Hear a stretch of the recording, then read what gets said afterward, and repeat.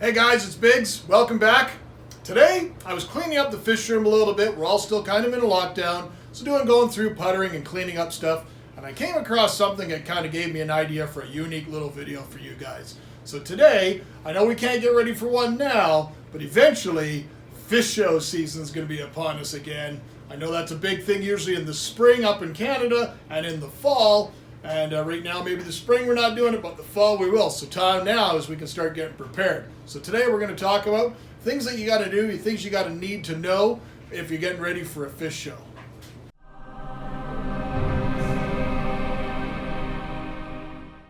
All right, guys.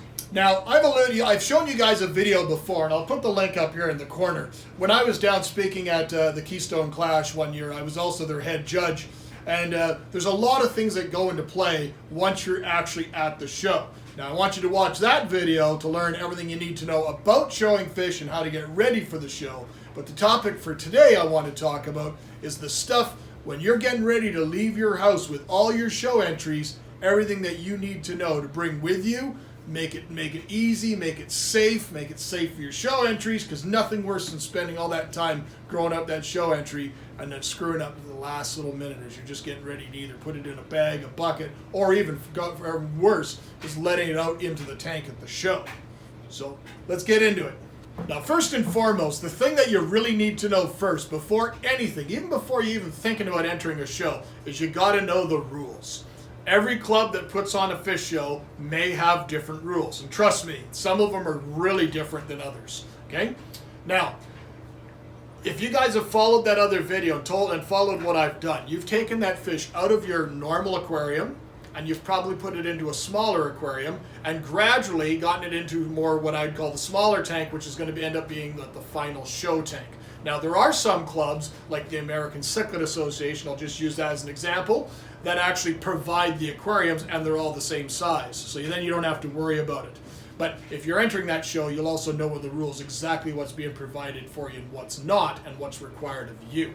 However, for all intents and purposes for today's video, we're going to be talking about that you guys are going to need to bring your own tanks. Now, I've always had many different size tanks because I've carried all sorts of different size, different types of fish over the years. I've kept from the big monster cichlids and predatory catfish and stuff, right down to I had a passion many years and I've done lots and lots of things like killifish and stuff.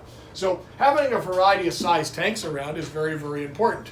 This is a great show tank for a 6-inch Central American cichlid like a Therichthyes or a convict or most of your African cichlids. Anything that's going to be about the size of my hand, this is an ideal show tank. No, this is not an ideal lifetime tank, but this is an ideal show tank for the weekend. It contains the specimen. It doesn't give it a lot of room to injure itself. It can turn around in the room. You make sure it's got enough size to be able to turn around. But something that's the size of my hand, this is perfectly sized show tank.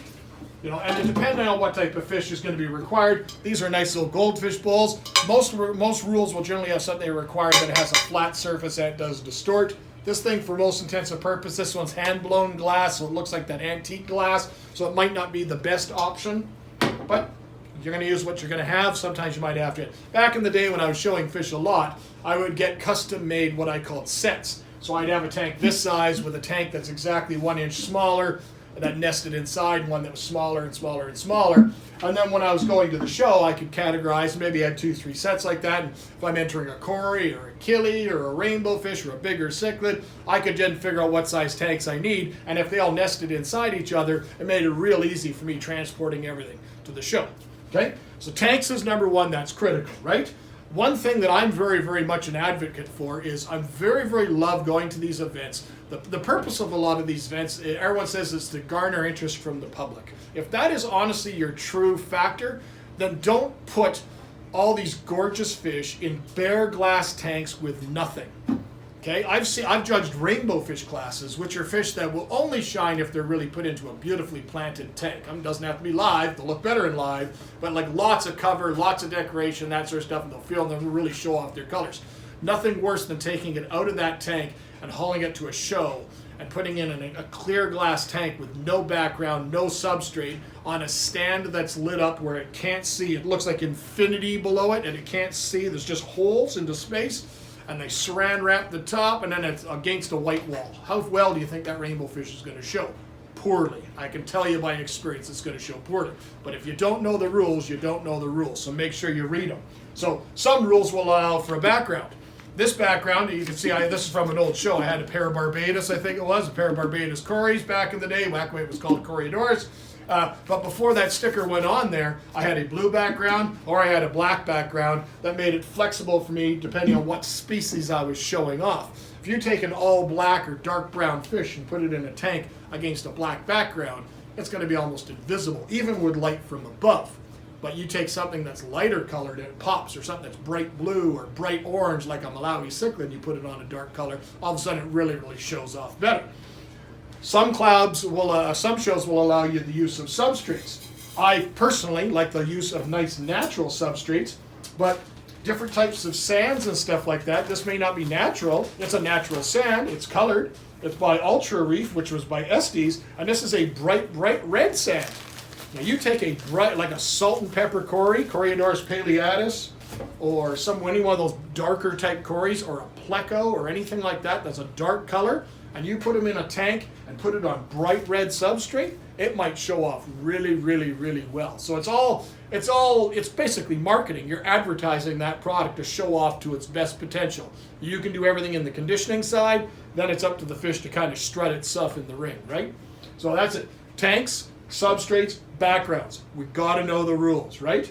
Now, nothing can be worse. The other factor is you always want to make sure you have good quality lids. I only have the one piece of it, but I do have them all here. But a good quality lid that'll cover up the tank. It doesn't have to be anything fancy. You're always going to have something like masking tape or scotch tape or something like that, or duct tape, something that's going to be in your traveling show kit, which is what we're going to get into next. As something that you're going to need to have on hand. And honestly, a roll of Saran wrap for most species will be perfectly fine. It lets the light through, it's quick and easy, and at the end you just roll it up and throw it away. It's perfect, easy, good to go. Okay? Other factors of things that you want to consider that you may not think about at home. Everybody's got fish nets at home, right? Okay, no problem, right? And we got to take the fish out of the aquarium, hopefully it's in a show tank already, and we got to transport to the show. If you've already done some of the rules that I've shown you, and you have a tank, say this size, on your kitchen counter for the last week or so, and that fish is now fully used to all your kids coming up and putting their face right against the glass and getting right in its face, and it puffs up and it shows off, that's awesome. That is show fish. But nothing worse, if you could drain the water down and put a good solid sealing lid, drain the water halfway down that you can transport the fish inside here, that gives you a better chance of making sure that fish is going to get there in exactly the same condition. If you do, however, have to take the fish out of the environment and put it into something like a bucket for $5 or whatever it costs, go buy a brand new bucket. Because of your old fish room buckets that you've had gravel and rocks and muck up and stuff and everything like that, trust me, they're going to be all scratched and everything on the surface inside. And when you throw that fish in there, he's going to be stressed. He might freak out a little bit with the sloshing going up and down stairs, in and out of places, in and out of your car, movement, that sort of stuff. He's going to scratch himself up. And those superficial scratches are all going to add up. A split fin versus a big scratch down the side is still points off on the show fish. So another factor that I always stress for people is not only that, buy a new net. Buy a nice, soft, white net. It doesn't have to be white, but generally the green nets are coarser and the white nets are softer. Okay? And if you got a little fish, brine shrimp nets are awesome as well. The other trick of the trade you can do is if you're using something like nice, big, clean, brand new fish bags, maybe you can take the frame. If you have an old net, take all the net out and then put the bag and then wrap the bag around that and use the bag itself as the net to catch the fish out of it. Your fish should be pretty used to it. If you're actually entering a true show fish and you've done the work beforehand, your fish should be fairly calm and used to this sort of stuff. And then that whole transition to go from tank to bag should be a no-brainer. Put it into a cooler, into a bucket, anywhere that's safe and clean and dark, and make sure it transports safely. Now, once we're at the show, we've got our nets, we've got our receptacles, we've got our decor, we've got gravel and whatnot. If we're allowed to, again, make sure you know your rules. We've got all those. Other factors that people often don't think about. This is my little show kit from back in the day. I like to keep everything that I needed really readily accessible in a small space. It's just a tight little thing. It's got little drawers and stuff like that, and it worked very well. But nothing worse than when you get to the event and then I don't have a valve, I don't have an air stone, I don't have that. A lot of clubs may not allow a filter in the tank. And I know that may be a bone of contention for some people, but honestly, from many, many, many years of experience, for the depending on what type of fish, of course, a good, healthy fish put into a nice, clean environment that has been conditioned for a show won't need a proper filter for that time period. Yes, even a 4 to 5 inch cichlid in this size tank, if properly conditioned for a show and he's calm, will have no problem with just an air stone in this. Some shows will allow small sponge filters, and I'll use some of those big conventions like I mentioned earlier. They often have, they're often endorsed, they're sponsored, and they will also have a sponge filter in every single tank. However, those filters are all brand new right out of the box. They're not seasoned and cycled. So maybe you want to bring a portion of one of your filters, or maybe even bring your filter and just wring a portion of it out in a bag and get some of that natural nitrifying bacteria into it that will go into that filter. At least cycle that tank a little bit for the weekend so your water's crystal clear when the judges come by. In my kit, things that are important that you may not think about. Little pieces of airline hose, just little snippets, little extra pieces of airline hose. It's very important. Not just airline hose, but the other thing I like to have is little pieces of this. You can see it's old, it's all changed color, but this is just small little pieces of rigid airline that I've just cut into pieces. I could cut this down 3-4 more times. But the nice thing you can do is when you go to the show, they generally either will have a filter or an air stone provided already. Again, know your rules. Sometimes you'll go to a show and they'll literally just have an airline sticking down, and it might be taped off, closed, or elasticed off, or something like that, and that's your airline, and it's up to you to supply everything. Well, if you're going to put an air stone on it, make sure you've got an air stone. So I have air stones in my kit. If you're going to be putting a filter, you can attach the filter directly. What if the airline's not long enough?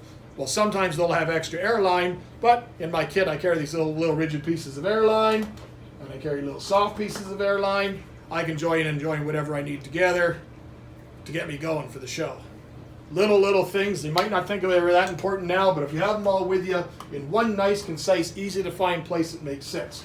Another silly little thing, and these things are not things that you're just going to be able to go and buy, they're just things you're going to have to collect over the years, but anybody out there that's ever had what they called a bubble curtain might remember these little weights. These are nice little, I think they're ceramic, they're little ceramic weights, and they had these little tiny little clips that popped into the ceramic weight, and they held down the bubble. They held down the bubble thing, but you know what they also can work for? They can also hold down an airline. So you can maybe use that to hold the airline in place wherever you wanted it to be. Another little factor, different types of valves, not necessarily big gang valves, but they used to sell, and I'm sure they're still available, little tiny clamps. I don't know if you can see it, but they're little tiny clamps. You can use an individual gang valve if you choose, that just has a single on it.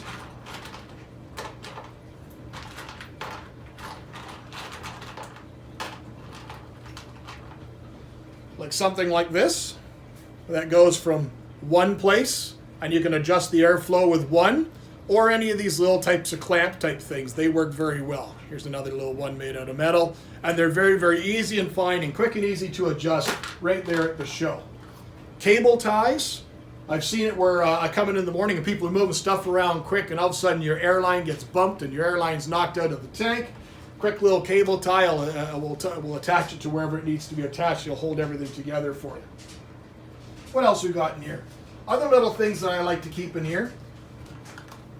As much as I like to think, you know, how it came about, this video came about while I was just kind of going through and cleaning up the fish room in some of my spare time. I gave this tank a good clean rinsing out, and I scrubbed it down with a sponge, but I didn't by any means make it a show tank and spotless. So I always carry some razor blades. You know, if you have a lot of tanks, maybe you want to carry one of the razor blade holders. They just slide into it. You know, they're quick and cheap. You can buy one of these at your local hardware store for about $3-4. And then the blades, you buy them in a big box, and they're cheap. But I always like to keep those things in my kit as well.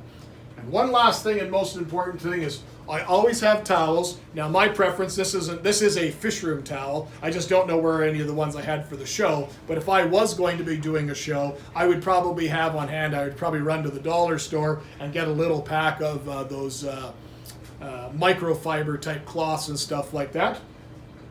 And I always carry a little bit of glass cleaner. You can use eyeglass cleaner, you can use whatever type of glass cleaner you're used to using that's going to be fish safe and stuff like that. A nice little bottle like this, as it fits perfectly in my kit. So as I'm getting ready for my show, I'm going to have all my tanks. They're all going to nest together. It's quick and easy. I put the lids and I tape the whole thing down so there's no rattling. I might use little pieces of extra sponge filter or foam in between the layers of the tank so they don't move around and rattle and potentially scratch anything. I've always read the rules, and I often take a printed copy of the rules with me while I'm setting stuff up. If anything ever comes in question, I can reference it right then and there just to make sure. I've got all my tanks, my gravels, my backgrounds, everything. Fish will show off a lot better if you can mimic their environments a little bit better to make them feel more comfortable. Like I mentioned earlier, a rainbow fish, just by putting a couple of plants in that tank, make that fish feel a lot better. Now there are some fish that are always going to be a challenge to show. An apistogramma, there's a perfect example. Any of these little tiny dwarf cichlids that are used to basically spending their entire life hiding out underneath a leaf, they will always be a challenge to show. Now, if I were to show an apistogramma, it would probably be about 1.5 months to 2 months worth of work prior to leaving for that show to get that fish ready for show. And that's not just premium water quality, water changes, top-notch food, live food, ultraviolet light or sunshine to be able to pop those colors. Those are all factors that are definitely true for any type of a show fish. But for an apistogramma, because it spends its whole life hiding and cowering, it's going to be a real challenge to show it off. So how are we going to do that? Nice, dark, calm tank, maybe a little bit of tannic acid in the water, make it feel a little bit more comfortable, maybe a little bit of leaf litter, and if that fish has been properly conditioned and shown, it won't use that leaf litter. It just knows it's there, so it feels safe because it's not feeling threatened, because it's been conditioned, it's been in that tank, it's been stressed already a little bit, it's ready for the show. He just knows it's there if he needs it, but he won't need it come showtime because you've done your work. So all this stuff packs up nice, quite quick and easy. I've got my show entries in buckets or bags or coolers or whichever way that I can transfer them to the show safely. And I can honestly pull up and probably with 6 or 7 entries, quick and easy, pull up into the show and walk everything into the show and set it up fairly quick and easy because I've planned everything in advance. And I go to so many shows around the nation and stuff, and very, very few people prepare much in advance for a show. So hopefully some of these little tiny tips, and I'm sure there's lots more. Maybe you guys can leave me some messages in the comments. Tell me, anybody that has shown fish before, let me know what you go to before a show. Let me know what you prepare before a show and how you go about your procedures. I'd love to hear about it. I'd love to have that discussion. And maybe down the road, this is something we could talk about in one of the live feeds. But as always, everyone, thanks for watching. Take care.